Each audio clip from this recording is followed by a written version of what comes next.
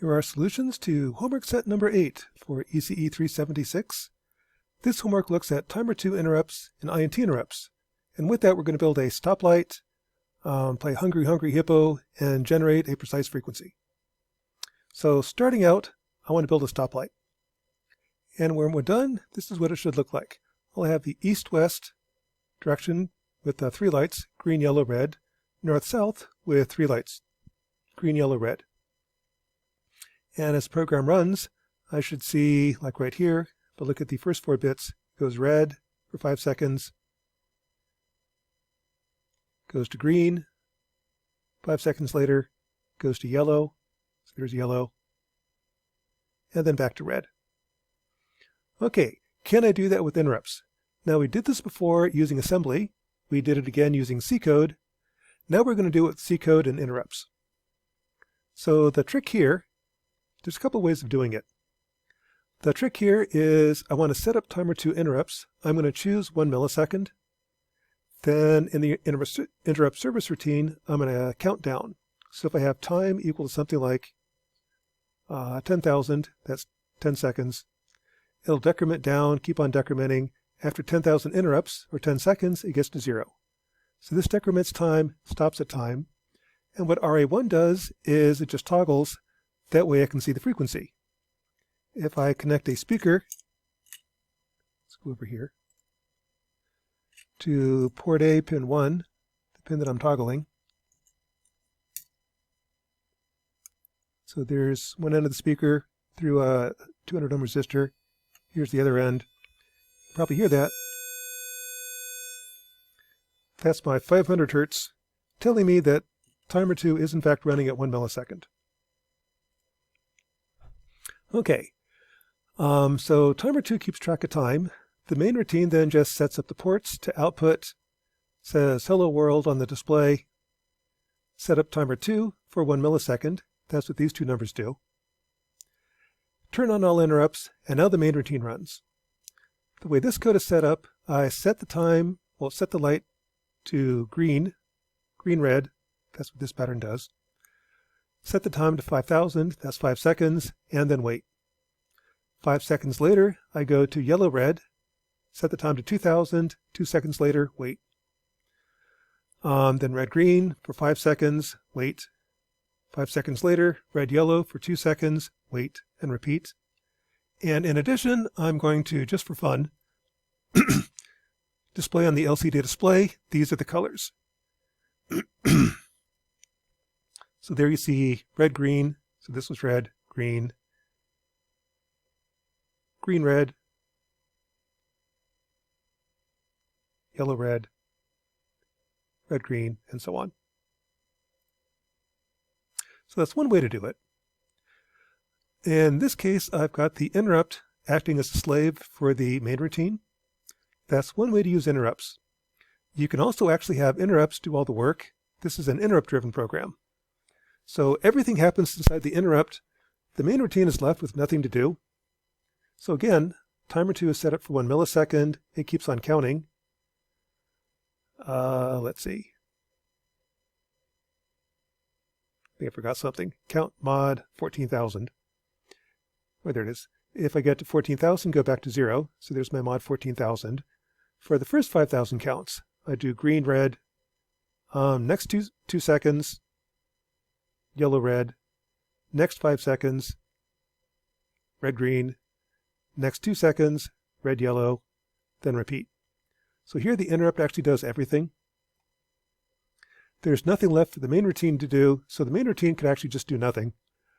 Here I'm just displaying time, so you see time counting to 14 seconds and repeats. Again, many ways of doing it. But this kind of illustrates that you could actually have interrupts do all the work, or you could have the interrupts be the slave to the main routine. Problem 2 is validation. How accurate is your code? Now before, using C coding, it was a little bit off in timing. With timer 2 interrupts, it ought to actually be good to about 6 decimal places. That's the accuracy of your clock. If I measure the frequency on port A pin 1, that's every time I interrupt, I toggle, I should get 500 hertz. That's 1 millisecond on, 1 millisecond off. It's actually 500.7. meaning my crystal is only good to maybe 3 decimal places. Either that or my meter is off a little bit. Probably the meter's off. Crystals are usually good to about 6 decimal places. So the crystal is actually more accurate than my meter. So anyways, it's working. And if you watch the timing, like over here, this is actually 2 seconds yellow, 5 seconds green, 1001, 1002, okay, 2. Timing should be dead on. That's problem number 1 and 2. So with timer 2 interrupts, I can build a really accurate stoplight. Another thing you can do with timer 2, I can play music notes. If I set up the number of clocks between interrupts to be 329 Hertz, or calculating n, 10 million divided by 2 times frequency is the number of clocks between interrupts. Set up timer 2 to interrupt every 15,168 clocks. Now you can't get there dead on, so you just kind of iterate, try to find A, B, and C that are close. The stipulation that A has to be an integer between 1 and 16, B is an integer between 1 and 256, C is an integer 1, 4, or 16. One combination that's close is right here. So A is 15, so here is 14 plus 1 means A is 15. This bit pattern 01 means C is 4. Here's an enable bit. So that's my A and C. To program that, this is where hexadecimal is nice. Take the high 4 bits. This is binary 7, or hex 7. This is hex 5. Write the number 75 to T2con. And it's hex 75, different than 75. If I then set PR2 to 252, meaning 253, measure the frequency, it's dead on. So that's what's nice about the interrupts. You just calculate the frequency and you got it. You don't have to do all this monkeying around of counting clocks and stuff like that. Once you set up the interrupt, it's running, constantly 329.8 Hertz. And the corresponding code is if I hit a button, play the note, toggle RA1 just to have something to measure, set up the interrupt, and the main routine actually doesn't do anything. Everything's done inside the interrupt. Last one. This is a game of Hungry Hungry Hippo. So here's what I want the game to be. So it's waiting for the game to start. As soon as I hit a button, game's going. So let's start the game. I'm keeping track of time for 10 seconds. That's how long the game lasts. That's recorded by timer 2. I then have the INT0, INT1, and INT2 interrupts. Start a new game. As I hit button 0, player A score goes up. Button 1, player B score goes up. Button 2, player C score goes up. And it keeps counting until I get to 0. And can I illustrate that again? Start of a game. I'm going to keep counting. Every time I hit a button, it counts. When I get to 0, it stops counting. So counting, counting, counting, counting, stops counting. So we got 47 button pushes in 10 seconds. How do I do that using interrupts? Well, the organization of the program is kind of easiest to see with flowcharts. I've got actually 4 interrupts running, plus the main routine gives me 5 flowcharts. The main routine, all it does is initialize the I/O, initialize the interrupts.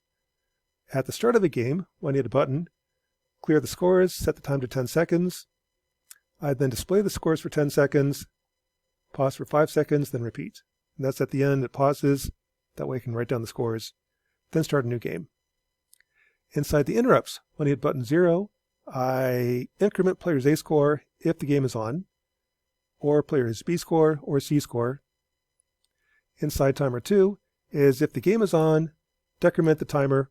Once the game is over, just leave time at 0. So that kind of illustrates the program. With interrupts, kind of notice there's no looping. I just get in, get out really quick. I need to do that because somebody else might be hitting a button. The next interrupt could be happening really soon. In terms of coding, the main parts of the code, like when I grade the things I look at, are the interrupt service routine, the setup, and the main loop. Yeah, all the rest you just need to make it to compile. Inside the interrupt, here's my timer 2, decrement time to 0, stop at 0, and toggle RA1, just so I can see what timer 2's time is. That'll read 500 Hertz, or 1 millisecond.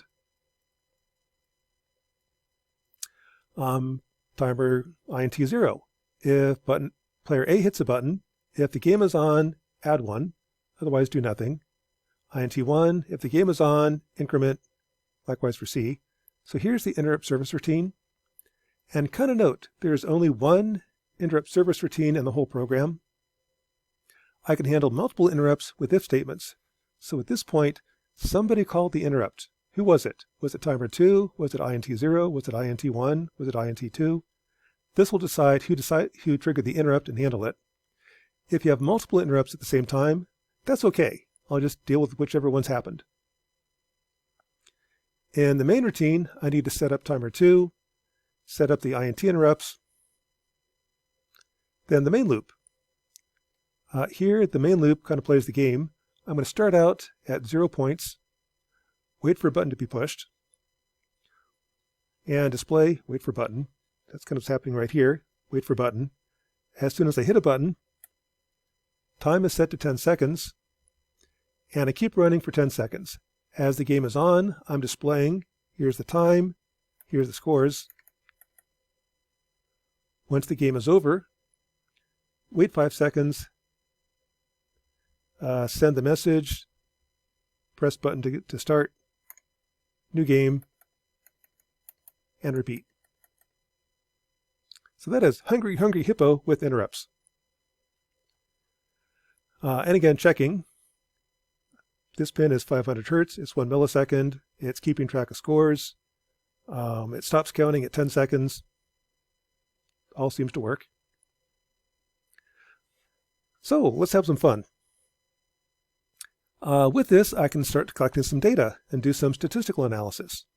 So if I play 3 different games, kind of what I did is start the game, hit the button as fast as I can for 10 seconds. At the end of 10 seconds, keep track of my score, or record my score. Here was 70. When I did it, it was 84, 81, 84.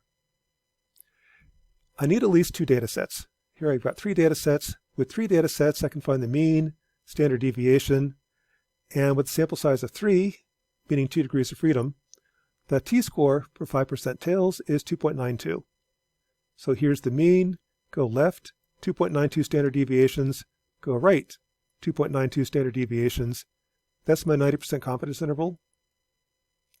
So based upon that data, I should score between 77 and 88 90% of the time. Problem 8 is do something different. Have somebody else take the test, use your offhand. Here I used my offhand, got 3 scores. Again, I've got a mean, standard deviation, go left and right, 2.92 standard deviations. That's my 90% confidence interval. So this is my left hand, here's my right hand. My right hand is better than my left hand, probably. The last one is comparison of means test. Should I be using my right hand or left hand? Which one's better? Well, to do that, I set up a new distribution called W. Take the difference in the distributions. So this is your A minus B. That also has a normal distribution. The mean is 22. Standard deviation is 10. And over here is 0. To find out whether I should be using my right hand or left hand, I want to find out how much of the area is to the right of 0. Or what's that t-score? So the t-score is just the mean over standard deviations. It's 2.14 standard deviations away, which from StatTrak, I've got sample size of 3, means 2 degrees of freedom, 91%. So that says if I go right hand versus left hand, my right hand should win 91% of the time. And note, I did that with only 3 data sets. I don't need a lot of data. Part B says, which one is better? If I played 1,000 games, who's going to win 1,000 games? That's really a population question. So here's an individual. For individuals, I just take the sum of the variances, square root, that's the standard deviation of W. For populations, I divide by sample size. I had a sample size of 3 for A, 3 for B, so that's where the 3 comes from. Notice in the solutions, a lot of people use 4 or 5 because that's what I used last semester. This depends upon your data set. How many data points did you collect? A couple of people also use 1,000. Well, 1,000 is correct if you had 1,000 data points. Most people only had 2 or 3 because it takes a while. Anyway, for populations, you divide by sample size, gives a different standard deviation, different t-score. Convert that to a probability using StatTrack. Again, sample size of 3, meaning 2 degrees of freedom, roughly, is 96%, which tells me that I'm 96% certain that, in general, I should play Hungry Hungry Hippo with my dominant hand, which really isn't that surprising. So that's homework set number 8 for 376.